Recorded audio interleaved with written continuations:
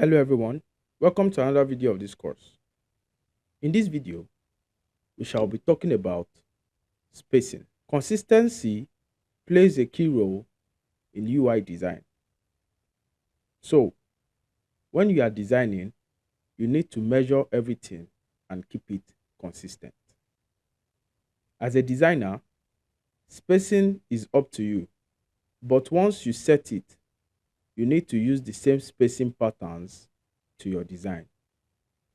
For example, if you set the spacing between the header and the body text to be 8 pixels, you should always use the same spacing throughout your project.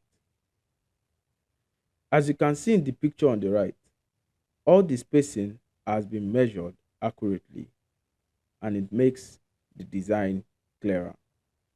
So, this means when you are designing, your design must have equal and uniform spacing from start to finish. Failure to maintain a constant and uniform space will make your work look rough, poorly presented, and make it not user friendly. Thank you very much for watching this video. See you in the next video.